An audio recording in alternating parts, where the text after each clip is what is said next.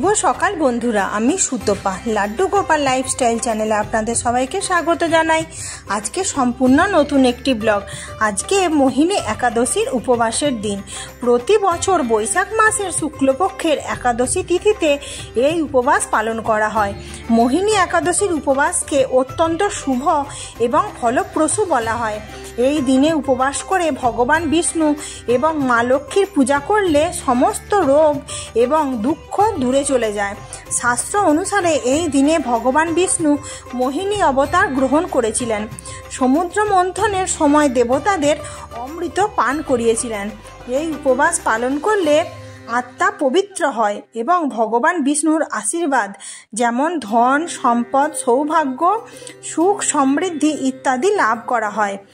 এই উপবাস পালন করলে পরিবারে সুখ শান্তি বিরাজ করে এবং ঘরে ইতিবাচক শক্তি প্রবাহিত হয় এবং সমস্ত পাপ বিনষ্ট হয়ে মৃত্যুর পর মানুষ মোক্ষ লাভ করতে পারে। তাই এই তিথিটি মোহিনী একাদশী নামে পরিচিত। তো চলুন বন্ধুরা, আপনারা যেখান থেকে ব্লগটি দেখছেন প্রথম থেকে শেষ পর্যন্ত ব্লগটি দেখার অনুরোধ রইল আপনাদের কাছে। কারণ আমি মোহিনী একাদশীর দিনে আজকে বৃহস্পতিবার পড়েছে, মা লক্ষ্মীর পূজার সঙ্গে আমি দেখিয়ে দেবো। আর সুন্দর করে গোপাল সোনা লক্ষ্মী নারায়ণ আমার আরও যে বিগ্রহ আছে সব ঠাকুরের পূজায় আমি নিত্য পূজার মতোই আমি দেখিয়ে দিচ্ছি। তো বন্ধুরা, আপনারা যেখান থেকে আমার ব্লগটি দেখছেন, আপনারা যদি নতুন বন্ধু হয়ে থাকেন আমার চ্যানেলটি সাবস্ক্রাইব করে আমার পাশে বন্ধু হয়ে থাকবেন। আর আমার যেই বন্ধুরা রোজের পূজা দেখেন তাদেরকে অসংখ্য অসংখ্য ধন্যবাদ আমার পাশে এভাবে বন্ধু হয়ে থাকার জন্য। প্রচুর প্রচুর বন্ধুদের মাঝে শেয়ার করে দেবেন আর লাইক আর কমেন্ট করতে কেউ ভুলবেন না। চলুন আমি সরাসরি পূজায় চলে যাই। আজকে শুধু বেলি ফুলের মালাগুলি কেনা, বাকি সমস্ত ফুল আমার গাছে ফুটেছিল। এই ফুলগুলি দিয়ে আমি সুন্দর করে পূজা করে নিচ্ছি। আর কিছুটা ফুল আমার বাবার বাড়ি থেকে এসেছিল। আর একটু বেলপাতা আর তুলসী পত্র সমস্ত কিছু নিয়ে নিয়েছি। আর যেহেতু গণেশ ঠাকুর আছেন আর মা লক্ষ্মীর ঘট পাতা হবে আর ওর জন্য শিব ঠাকুর আছেন, ওর জন্য একটু দূর্বা আমি ছোট ছোট এগুলো আমার গাছে ছিল তুলে নিয়েছি। এরপরে ফুলগুলিকে সুন্দর করে শুদ্ধিকরণ করে নেবো। আর এইটি আমি ঘটের জন্য মালাটি গেঁথে নিয়েছি। ফুলগুলিকে সুন্দর করে শুদ্ধিকরণ করে নিচ্ছি। আজকে একটু সাদা চন্দন দিয়ে সুন্দর করে ফুলগুলিকে দিয়ে দিলাম। আর শুদ্ধিকরণ করার সময় সাদা চন্দন অগরু আর আপনার গোলাপ জল আর একটু গঙ্গা জল করে ফুলগুলিকে শুদ্ধিকরণ করতে হয়। তো শুদ্ধিকরণের মন্ত্র আমি প্রায় প্রত্যেকটা ব্লগেই বলে থাকি, তবু আর একবার আমি বলে দিচ্ছি। নম পুষ্পে পুষ্পে মহাপুষ্পে সুপুষ্পে পুষ্প সম্ভবে পুষ্প চয়বকী নেহংফট স্বাহা, এই বলে শুদ্ধিকরণের মন্ত্র করে নিতে হয়। এরপর পূজায় বসার আগে নিজেকে আচমন করে নিতে হয়, নম বিষ্ণু নম বিষ্ণু নম বিষ্ণু। আবার হাতে একটু গঙ্গা জল নিয়ে হাতকে ধুয়ে পবিত্র করে হাত জোর করে নম অপবিত্র পবিত্র বা সর্বাবস্থাঙ্গত বিবাদ অচ্ছরেত পুণ্ডরিকাক্ষং সবাহ্য অভ্যন্তর সূচি নম সূচি নম সূচি নম সূচি, এই বলে নিজেকে আচমন করে নিলাম। আর আজকে যেহেতু বৃহস্পতিবার আর আমার যে জল চৌকুটি আছে কাঠে তার উপরই সুন্দর করে একটু আলপনা আমি দিয়ে নিয়েছি। আলপনাটা ততক্ষণ শুকুক, তারপরে আমি পূজারগুলো আরম্ভ করি। তো একটি শুদ্ধ রুমাল নিলাম, রুমালের মধ্যে একটু গোলাপ জল অগরু আর একটু গঙ্গা জল আমি রুমালটির মধ্যে ভিজিয়ে নিচ্ছি। দিয়ে সুন্দর করে ওইটিকে নিয়ে আমি প্রতিটি শিব বিগ্রহকে মুছিয়ে নেব। মা লক্ষ্মীকে আর আমি প্রায় মোটামুটি মাসে 4টে বৃহস্পতিবার 2টো বৃহস্পতিবার আমি মা লক্ষ্মীকে স্নানাভিষেক করাই। আর আজকে আর করালাম না, সামনেই আসছে বুদ্ধ পূর্ণিমা, তখন আবার স্নানাভিষেক করিয়ে দেবো। লক্ষ্মীনারায়ণের শিব বিগ্রহ সরস্বতী মা লক্ষ্মীর বাহন পেঁচা সবাইকে আমি শুদ্ধ করে রুমাল দিয়ে মুছিয়ে নিলাম। আর এই ক্রিয়াটি আমি প্রত্যেক দিন করে থাকি। আর গোপাল ঠাকুর আর শিব ঠাকুরকে আমি সুন্দর করে স্নানাভিষেক করে দিই। আর ওই প্রক্রিয়াটি আমার হাজব্যান্ড সকালে করে দিয়েছিল আর আমি তারপরে পূজায় বসেছিলাম। গোপাল সোনার স্নান করা, শিব ঠাকুরের স্নান করা, সেগুলো সব হয়ে গেছিলো। আর কামধেনুকেও সুন্দর করে সেই রুমালটি দিয়ে মুছিয়ে দিলাম। এই যে আমার গোপাল সোনাকে কেমন সুন্দর লাগছে দেখুন। এরপরে একটা একটা করে মালা নিয়ে সমস্ত শিব বিগ্রহকে আমি পরিয়ে দিচ্ছি। আর আজকে আমি প্রথম বেলি ফুলের মালা পরাচ্ছি এবছর। সুন্দর করে পরিয়ে দিলাম। আর বেলি ফুলের মালার সুগন্ধে পুরো ঘর মম করে, একদম এত ভালো লাগে দেখতে।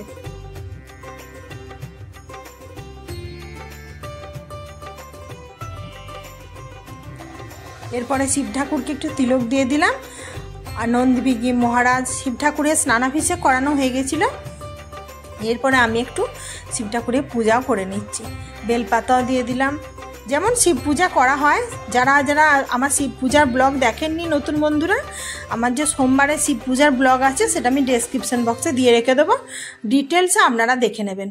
আর গাছের এই নীল অপরাজিতা ফুল আমি একটু দূর্বার জায়গা করে রেখেছি, দূর্বাটাও ফোটে।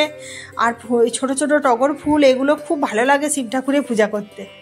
নন্দীবিগ্রহ মহারাজকে একটা অপরাজিতা ফুল, একটু বেল পাতা, সাদা ফুল দিয়ে নন্দীবিগ্রহ মহারাজকেও পূজা করে নিই। আর অবশ্যই বন্ধুরা বেলপাতার বোঁটাগুলোকে ছিঁড়ে দেবেন, কারণ বোঁটাতে বলে পাপ বাস করে।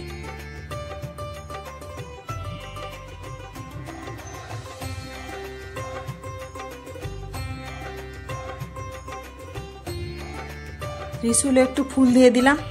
এরকমভাবেই আমি সাজিয়ে সাজিয়ে পূজা করি, আমার খুব ভালো লাগে সাজিয়ে পূজা করতে। আর একটি পার্বতীর উদ্দেশ্যে মনোরমা ফুল দিয়ে দিলাম।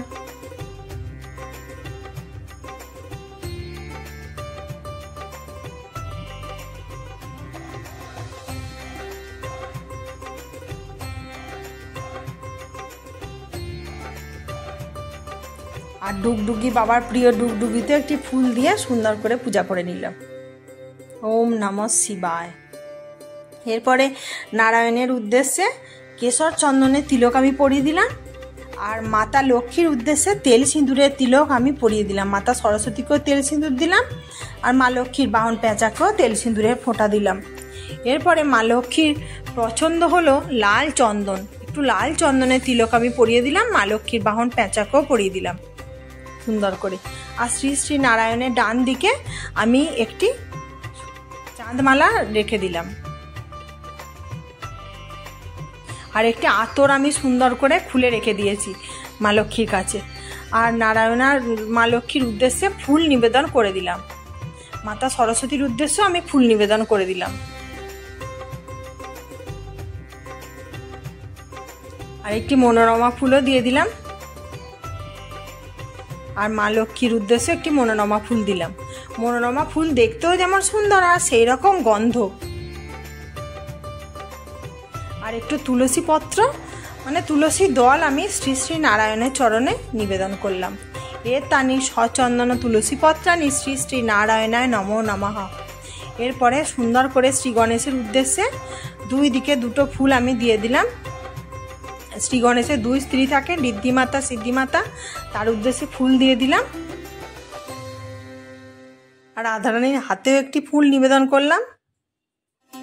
এইভাবেই আমি একটু ফুল দিয়ে পূজা করে থাকি। আর শ্রী গণেশের উদ্দেশ্যে একটি মনোরমা ফুল আমি নিবেদন করলাম। জয় শ্রী গণেশ, জয় শ্রী গণেশ, জয় শ্রী গণেশ। আর শ্রী গণেশের ডান কাঁধে আমি দূর্বা নিবেদন করলাম। আর শ্রীকৃষ্ণের চরণ এ তানি সচন্দন তুলসী পত্রানি শ্রী শ্রীকৃষ্ণায় নমো নমঃ তুলসী দল আমি নিবেদন করলাম। আর আমার গাছের যে জবা ফুল ফুটেছিল, একটি জবা ফুল রাধা আর কৃষ্ণর চরণে আমি দিলাম। আর এই জবা ফুলগুলো খুব বড় বড় হয়। আর একটু করে তিলক পরিয়ে দিলাম। রাধারানীকে তেল সিঁদুরের দিলাম, আর শ্রীকৃষ্ণকে কেশর চন্দনের দিলাম। আর শ্রী গণেশকেও তেল সিঁদুরের তিলক আমি পরিয়ে দিচ্ছি। এরপর কামধেনুকেও পূজা করে নিচ্ছি। একটু ফুল দিয়ে সুন্দর করে সাজিয়ে দিলাম কামধেনুকে। এরপর আমার গোপুসোনাকে দোলনা তো আগে থেকেই বসিয়ে রেখেছিলাম সুন্দর করে। আর কামধেনুকে একটু তিলকও আমি পরিয়ে দিলাম। আর গোপুসোনা চরণে সুন্দর করে একটু ফুল দিয়ে লাইন করে সাজিয়ে দিচ্ছি গোপুসোনা চরণে। আর গোপুসোনাকে একটু বেশি করে ফুল তুলসী পত্র দিয়ে পূজা দিতে আমার খুব ভালো লাগে। আর গোপুসোনাকে কি সুন্দর দেখতে লাগছে দেখুন। আজকে একটা নতুন জামা পরিয়েছি, নতুন মুকুট পরিয়েছি, ময়ূর পালক দিয়েছি, বাঁশি দিয়েছি আর একটি মনোরমা ফুল। গোপুসোনা তো আর বড় নয় বেশি, কানের পাশে একটু দিয়েছি, দেখতে খুব ভালো লাগে। আর একটু তুলসী পত্র গোপুসোনার চরণে নিবেদন করলাম।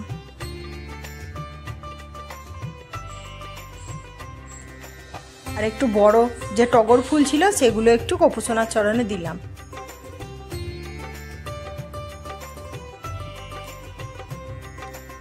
অপূর্ব লাগছে গোপুসোনাকে দেখতে আজকে। আর এইটি হচ্ছে গোপুসোনার জন্য মাটির একটি হাঁড়ি রেখেছি, মানে মাটির মটকা বলা হয়। সারাদিন এর মধ্যে জল রাখা থাকে। যে কোনো ঠাকুরেরই পূজা আমি গোপুসোনার এই জল থেকেই দিই। আর জল শঙ্খটি আমি সুন্দর করে ধুয়ে নিয়েছি। আর এটি আমার দক্ষিণাবর্ত শঙ্খ, আর স্ট্যান্ডে বসিয়ে দিয়েছি। আর একটু গঙ্গা জলও দিয়ে দিলাম দক্ষিণাবর্ত শঙ্খের মধ্যে। আর একটু তুলসী দল দিলাম আর একটি সাদা ফুল দিয়ে পূজা করে নিলাম শঙ্খের।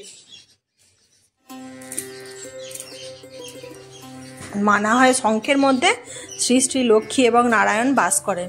আর মা লক্ষ্মী যা আলপনা দিয়েছিলাম তার উপরে আমার যে রূপোর সিংহাসনটি করা আছে মা লক্ষ্মীর ঘট পাতার জন্য পদ্মের, সেটিকে রেখে দিলাম। আর একটু গঙ্গা মাটি আমার শুকনো করে রাখা থাকে, একটু গঙ্গা মাটি দিলাম। আর একটু গঙ্গা জল উপর থেকে দিলাম, কারণ কি শুকনো মাটিতে ঘট বসাতে নেই, ওই জন্য একটু গঙ্গা জল দিয়ে দিলাম। আর মা লক্ষ্মীর আমি এই ছোট্ট ঘরটিতে প্রতি বৃহস্পতিবার আমি পূজা করে থাকি। আর আপনাদের সঙ্গে যে পূজা দেখায় সেটা আলাদা ঘর থাকে। আর পুত্তলিকা আমি এঁকে নিয়েছি, 5টি তেল সিঁদুরের ফোঁটাও দিয়ে দিলাম। আর ধান দিয়ে দিলাম একটু মাটির উপরে, আর একটু দূর্বা দিয়ে দিলাম।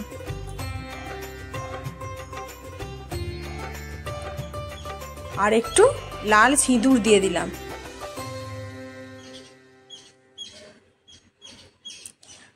আর আমি এই ঘরটি আজকে গঙ্গা জল দিয়ে ভরে নিচ্ছি। সুন্দর করে গঙ্গা জল দিয়ে ঘরটি ভরে নিলাম।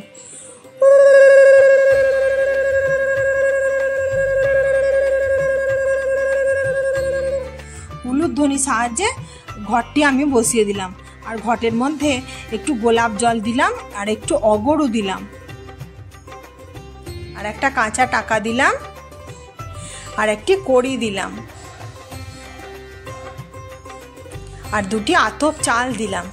মা লক্ষ্মীর ঘরটি আমি প্রতি বৃহস্পতিবার এইভাবেই পূর্ণ করে থাকি। আর যে পিতলের আমসকাঠি ছিল সেটি দিলাম। আর একটু পানে তেল সিঁদুর আমি ফোঁটা দিয়ে নিয়েছি।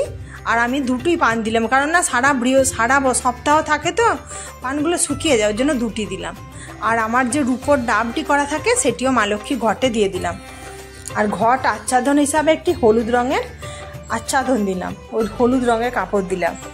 লাল দিলেও চলে, আমি একটু হলুদই দিলাম।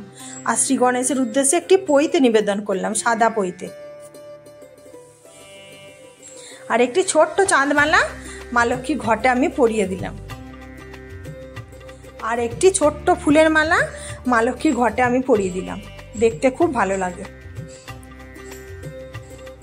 আর প্রথমেই শ্রী শ্রী এতে গন্ধপুষ্পে শ্রী শ্রী গণেশায় নমো নমঃ, শ্রী গণেশের আগে পূজা করে নিলাম।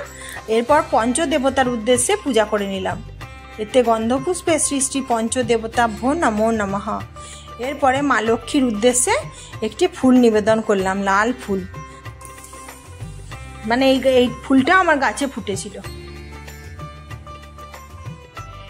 আর শ্রী শ্রী নারায়ণের উদ্দেশ্যে একটি নীল অপরাজিতা ফুল আমি নিবেদন করলাম। আর কিছু বেলপত্র ঘটে দিতে হয়, বেলপত্র আমি নিবেদন করলাম। শ্রী গণেশ পঞ্চদেবতা সবার উদ্দেশ্যে একটু বেলপাতা মা লক্ষ্মী নিবেদন করলাম।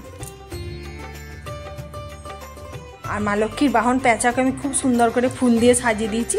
আর মা লক্ষ্মীর জন্য একটু মঙ্গল সামগ্রী, আলতা, সিঁদুর, একটি বস্ত্রস্বরূপ লাল কাপড় নিবেদন করলাম, যেহেতু আজকে মা লক্ষ্মীর পূজার দিন, বৃহস্পতিবার। আর একটি ফুল সহযোগে পূজাও করে নিলাম। জয় মা লক্ষ্মী, জয় মা লক্ষ্মী, জয় মা লক্ষ্মী, শ্রীলক্ষ্মী দেব্যই নমঃ। এরপরে শিব ঠাকুরের স্নানাভিষেক তো হয়ে গেছিল, পূজাও হয়ে গেছে, কিন্তু আতপ চাল দিলাম। এরপরে কমণ্ডুলে গঙ্গা জল নিয়ে শিব ঠাকুরের মাথায় জল চড়াতে হয়। এই সময় মহামৃত্যুঞ্জয় মন্ত্র আপনারা জপ করতে পারেন। আমি মহামৃত্যুঞ্জয় মন্ত্র বলতে বলতে স্নানাভিষেক করাই।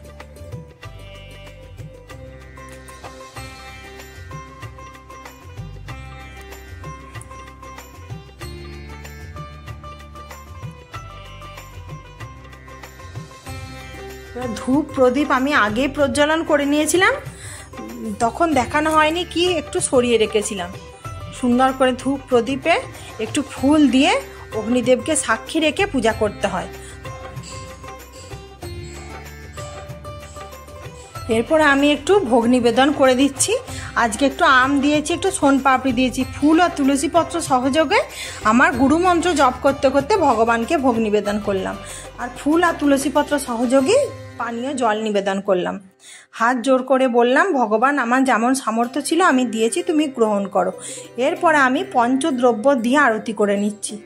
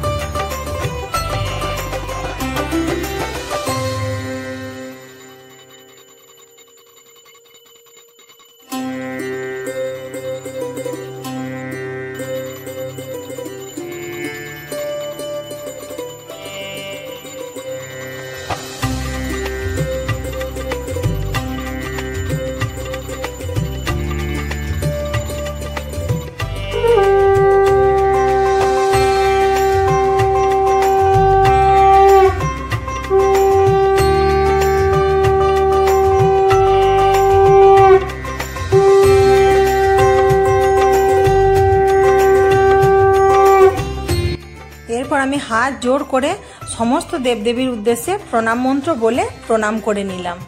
আর আজকে যেহেতু লক্ষ্মী পূজার দিন, মা লক্ষ্মীর যে লক্ষ্মী চরিত্র বইটি হয় আর অষ্টোত্তর শতনাম, আমি ওই বইটি সন্ধ্যাবেলায় পাঠ করে থাকি, সন্ধ্যা দেওয়ার সময়। আর আমি যেহেতু দিনের বেলায় পূজাটা আপনাদের সঙ্গে শেয়ার করলাম, তো দিনের বেলা আমি এভাবেই পূজা করি। আর আমার পূজা কেমন লাগলো বন্ধুরা অবশ্যই কমেন্টে জানাবেন। আজকে যদি নতুন বন্ধু আমার পূজাটি দেখে থাকেন, যদি আপনাদের কিছু ভালো লেগে থাকে, আপনাদের মন ছুঁয়ে যায়, তাহলে আমার চ্যানেলটি সাবস্ক্রাইব করে আমার পাশে বন্ধু হয়ে এভাবেই থাকবেন। আর আমার যেই বন্ধুরা রোজের পূজা দেখেন তাদেরকে অসংখ্য অসংখ্য ধন্যবাদ আমার পাশে এভাবে বন্ধু হয়ে থাকার জন্য। আর আজকে মোহিনী একাদশীর পূজা কেমন লাগলো অবশ্যই কমেন্ট করে জানাবেন। আপনাদের একটা লাইক, শেয়ার, কমেন্ট, সাবস্ক্রাইব আমাকে আরও ভালো ভালো ভিডিও বানাতে অনুপ্রাণিত করবে। আর অবশ্যই প্রচুর প্রচুর বন্ধুদের মাঝে শেয়ার করে দেবেন। আপনারা যদি শেয়ার করেন আরও অনেক ভালো ভালো বন্ধুর কাছে এই ভিডিওটি পৌঁছে যাবে, সবাই দেখবে এবং মোহিনী একাদশীর পূজাবিধি আমি কিভাবে করলাম সবাই করতে পারবে। তো আজকের মতো আসি বন্ধুরা, আবার দেখা হবে নেক্সট একটা ভালো ব্লগে। ততক্ষণ পর্যন্ত আপনারা সবাই সুস্থ থাকবেন, ভালো থাকবেন। আর কে কে একাদশীর পূজা করলেন আর কেই বা করেন অবশ্যই কমেন্টে জানাবেন। আমরা স্বামী স্ত্রী মিলে দুজনেই একাদশীর উপবাস করে থাকি। সেই পূজাই আমি আপনাদের সঙ্গে শেয়ার করলাম। তো জয় গোপাল, রাধে রাধে, রাধে রাধে।